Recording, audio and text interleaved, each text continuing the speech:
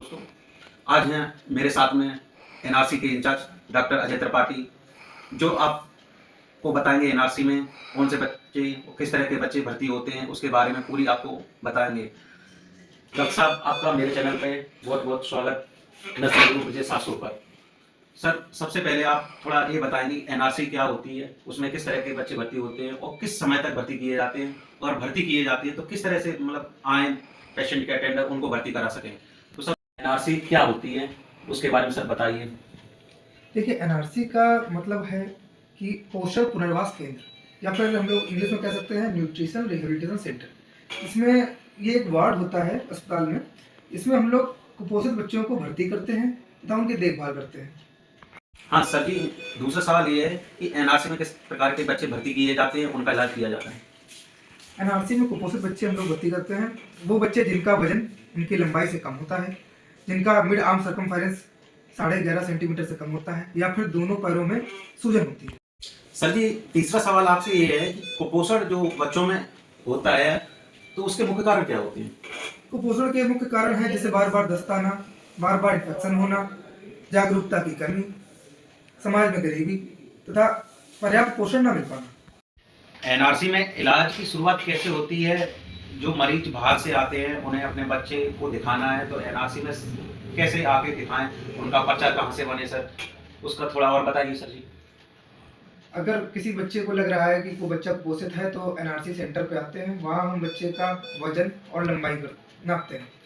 उसके बाद एक चार्ट होता है, उसमें हम लोग देखते हैं कि बच्चा कुपोषित तो नहीं है।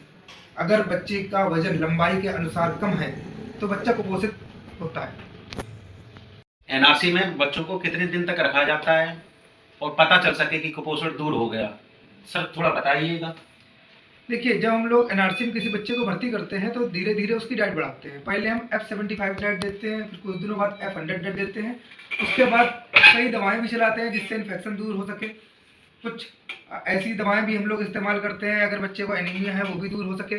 फिर धीरे धीरे जब बच्चे का वजन बढ़ने लगता है, बच्चे का संक्रमण कम होता है और बच्चे का जो सूजन थी पैरों की वो कम होने लगती है और बच्चा और माँ दोनों स्थिर हो जाते हैं, तब हम बच्चे को आगे फॉलोअप की सलाह देकर डिस्चार्ज कर देते हैं। सर जी, आप इतना और थोड़ा बताइए, जो मरीज के अटेंडर होते हैं माँ पिताजी, तो उनको क्या सलाह दी जाती है घर पे जाके अपने बच्चों को, जो दोबारा से कुपोषण ना हो, उसके बारे में क्या सलाह देते हैं, जो बच्चे हमेशा पोषण रहे, स्वस्थ रहें, जिससे कभी इन्फेक्शन ना हो सके, तो उसके बारे में थोड़ा और बताइए सर जी। देखिए, जो बच्चे एनआरसी में भर्ती होते हैं उनके माता पिता को यही सलाह दी जाती है कि बच्चे को साफ सफाई से रखना है, बच्चे को पूर्ण भोजन देना है। ठीक है, बाहर की चीज़ें जो बाजार की हैं उनको बच्चे को ना दी जाए, तथा माँ को ये सिखाया जाता है कि स्तनपान का सही तरीका क्या है, क्योंकि कई बच्चे जो ऐसे होते हैं जिनको सही से स्तनपान ना होने की वजह से वो कुपोषित हो जाते हैं।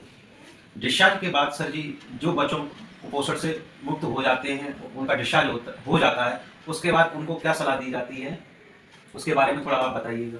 डिस्चार्ज के बाद माता पिता को यही सलाह दी जाती है कि बच्चे को हर महीने पोषण पुनर्वास केंद्र लाएं जिसमें बच्चे की प्रॉपर जांच हो सके, तथा आंगनबाड़ी को भी यही सलाह दी जाती है कि नियमित बच्चे की जांच करते रहें वजन की, जिससे बच्चा दोबारा कुपोषित ना हो पाए। तथा माँ बाप को यह भी सलाह दी जाती है कि बच्चों को साफ सफाई के साथ रखें। जो सामाजिक लोग हैं, सब लोग हैं, उनको कुपोषण के बारे में पता नहीं होता है कि बच्चों को कुपोषण कैसे पहचाने। अड़ोस पड़ोस में बच्चे होते हैं जो उनको पता नहीं चलता है, तो सर उनके लिए, आपके लिए, आपसे ऐसा संदेश जानना चाहते हैं कि उसके बारे में हर नागरिक को पता हो कि एनआरसी में आके क्या क्या सुविधा मिलती हैं, उसमें निःशुल्क जांचें क्या क्या होती हैं, थोड़ा उसके बारे में और बताइएगा।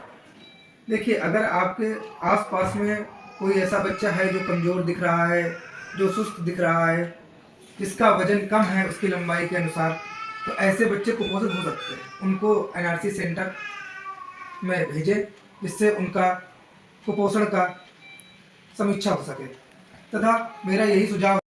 डॉक्टर अजय त्रिपाठी सर बताएंगे कि एनआरसी के बारे में क्या संदेश है सर, जो लोगों तक पहुंच सके।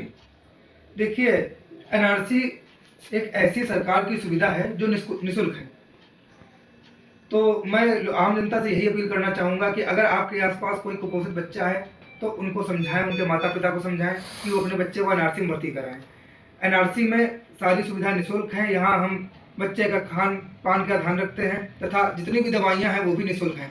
बच्चे के तथा माता पिता के आने का तथा जाने का शुल्क भी नहीं लिया जाता। जी सर जी, पैसे लगेगा, भर्ती नहीं हो पाएगा। तो आपने जो संदेश दिया है कि निःशुल्क जांच होती है, निःशुल्क भर्ती होती है, आने जाने का खर्चा एनआरसी की तरफ से ही दिया जाता है। तो आप लोगों से निवेदन है कि जितने ही कुपोषण बच्चे हैं आपके आसपास में, तो जरूर जाके एनआरसी में भर्ती कराएं, जिला अस्पताल में जाकर डॉक्टर साहब को दिखाएं, जिससे कि आप आसपास के बच्चे कुपोषित बच्चों को दिखाकर उनका कुपोषित दूर करें, हर बच्चा स्वस्थ रहे, पोषण रहे, यही मेरी कामना है। और मैं आपका नर्सिंग गुरु ब्रजेश ओझा।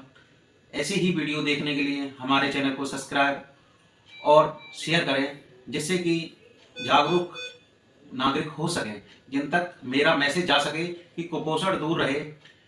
हमारा पल पल हर पल के लिए यही संदेश रहेगा कि ये वीडियो हर तरह घर पर पहुंच सके, जो बच्चा कुपोषण ना हो सके। धन्यवाद दोस्तों, मेरा वीडियो देखने के लिए, सपोर्ट करने के लिए। मिलते हैं अगली वीडियो के